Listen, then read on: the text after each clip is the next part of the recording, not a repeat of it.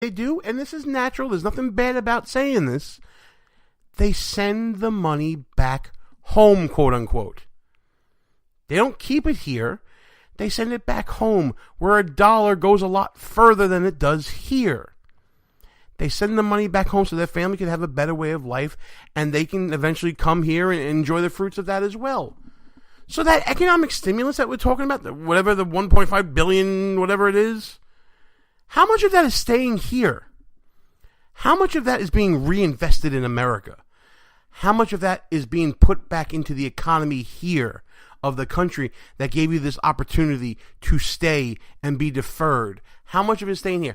I dare say not as much as you think. And we talked about this with Congressman Mike Rogers of Alabama about how to keep money here in order to pay for immigration reform initiatives like building the wall and things like that. This is what people don't get, the unintended externalities of illegal immigration. It doesn't benefit us here. American workers are hurt because there are less jobs to get. American businesses take advantage of these illegal immigrants to work cheaper because they're here illegally. Those people who are here now can benefit so much more than just from some executive order based upon political motivation. It's time, if you really want people to come out of the darkness, all these undocumented police officers and firefighters and military people that this guy was talking about, who, by the way, I'd like to see the evidence of that. But you really want them to come out of the shadows? Then pass a law that allows them to do so in such a way that doesn't disturb the American workforce, the American economy, and that doesn't disturb their lives and their families. That's the best way to deal with it. Not a half-ass solution of coming up with a political solution that makes everybody feel good, and then later on you have to pay the consequences for it. This is what President Trump is trying to do. Let's continue on. This man from North Carolina, a rural town, sent us a story. He said, I was brought into this country at 3 years old. Despite the mental struggle of being undocumented, I was able to work my way through a private college without a single loan or government grant to study 4 years of mathematics. I earned private scholarships and work overnight jobs from 5 p.m. to 5 a.m. to pay for my tuition. Today, with DACA, I work in the fraud department for a bank, preventing Americans' money from being stolen through financial crimes. Wow. The lack of a document should not define me. And look, Joy, there's so many DACA people right now who are so worried and anxious. They're all over my Twitter feed. Yeah. I think we have to know that we are more than pieces of papers and more than laws. That's right. I think we have to know that this is way more than about being legal. I mean, President Trump just pardoned Joe Arpaio. Yeah. This is not about legality. This is about what does this country want to do to these young people. Doesn't that just tug at your heartstrings? Of course, everyone can see the nobility of a story like that, right? I mean, my grandfather came up through, came here in the 30s, to escape Mussolini, worked his way up to owning 3 clothing factories and employed many people. Oh yeah, and he did that through the legal process of immigration. Folks, I get it. It's so wonderful to hear stories of people working themselves up from nothing and making something of themselves. But the fact of the matter is, we are a nation of laws. As much as you don't think that little piece of paper doesn't matter because you have the soul of an American, it does matter. And the reason why it matters is because Americans are hurting. Let me say that again. Americans are hurting. We understand your struggle coming to this country, and you want to be part of it. And you want to be in the land of opportunity, given all the opportunities that are available to you. But you're stealing opportunity. You're stealing opportunity from those same people who perpetuate the American dream. Americans created the American dream for Americans and for people to come to America to be Americans. And no matter what you think or feel, what defines being an American is respecting the laws of this nation just as much as that idea of dreaming of the American dream. Because that American dream is based upon a system of laws that allows individuals to reach for that American dream. I love this guy from North Carolina and be able to do what he did the fact that he was not brought to this country, if that is indeed the case, and again, I don't know because we have no way to verify. But if, let's assuming arguendo, using one of those legal terms, that it is all true. Yes, of course we want somebody who's productive, who believes in America, to want to stay here.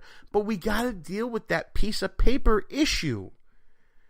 Because America is a nation of laws that allow you to dream. Let's take a quick break. When we come back, we're going to wrap this show up. Oh, by the way, before we do, thanks for checking out Behind Enemy Lines Radio. I'm Gene Bardelli. Russ will be back next week. I definitely promise this time. I am not kidding. Check us out at www.behindenemylinesradio.us. Check us out on the Facebooks and the Twitters at BEL_radio. And if you miss any part of the show that we normally do live on Tuesdays, 10 p.m. Eastern Time on Spreaker, you can check us out at any one of our rebroadcast outlets, including WJHC 107.5 FM, Jasper, Florida, WDDQ in beautiful Adele, Georgia, 92.1 FM, and WLBB News Talk AM 1330, Carrollton, Georgia, all part of the Talk America Live radio network. And if you miss any part of our rebroadcasts on those stations, you can also check us out at KLRN Radio, Sackheads Media, and High Plains Talk Radio, and of course, ICRN, the Internet's Conservative Radio Network, and Lanterns.buzz. Check us out then on one of the fastest growing radio networks out there. But if you missed any of the rebroadcasts on either AM radio, FM radio, or the Internet radio, you can always check us out as a podcast. We're available on iTunes, Stitcher, Spreaker, Player FM, Podbay, TuneIn, so many outlets, I can't even think of them all. Auto Radio, which is the new program for Sirius XM, SoundCloud, you can discover us on Google Play Music, and of course iTunes and the mighty iHeart Radio Network. Now it's time for the quick break. When we come back, we'll wrap down the show as the nation is ramping down DACA, and we'll see if we can put a little pin in the show and look forward to next week, which is going to be one of our biggest shows of the year. It's our 9/11 show. We'll talk about that right after these brief words. Hey folks, I just want to let you know about a great opportunity for listeners of Behind Enemy Lines Radio. If you go to our website, www.behindenemylinesradio.us, and click on the same box ad on the right side of the page, you will get a great opportunity for a discounted offer to join SaneBox. SaneBox filters out all the unimportant email from your inbox so that you can really focus on what matters. If you're anything like me, folks, you get hundreds of pieces of email a day, not many of which is important. SaneBox's smart filter will get everything you need to fly through your inbox and finally make email work for you. It gets rid of spam emails, it deprioritizes emails that aren't as important to you, and it helps you unsubscribe from mailing lists and individual senders with ease. So again, go to www.behindenemylinesradio.us and you click on the SaneBox ad and you'll be given an exclusive offer you won't find anywhere else. Time for a little music. We call this, What the F*** is Maxine Waters Saying? To be clear, you believe it would have been better to keep in place an FBI director who you said had no credibility to oversee this investigation than to find someone who you think would be a better choice? No. But I believe the president thought that. Don't forget, you're talking about what some Democrats said, what I said, but don't forget, he was the president. The president supported him. You had confidence in him. It was within his power. And but you said he had no credibility, so it would seem to make sense that he should get rid of him. No. Under investigation, this president basically has interfered with an investigation where he may be implicated. That's outrageous, and that's why we're having so much of a conversation about it today. The bottom line is that you think an FBI director without credibility would have been best served in this position to try to pursue this investigation. I think if the president had fired him when he first came in, he would not have to be in a position now where he's trying to make up a story about why it does not meet the smell test. Yeah. Something smells all right. Understood. So if Hillary Clinton had won the White House, would you have recommended that she fire FBI Director James Comey? Well, let me tell you something. If she had won the White House, I believe that given what he did to her and what he tried to do, she should have fired him. So she should have fired him, but he shouldn't have fired him. This is why I'm confused. No, you're not confused. Yes, I am.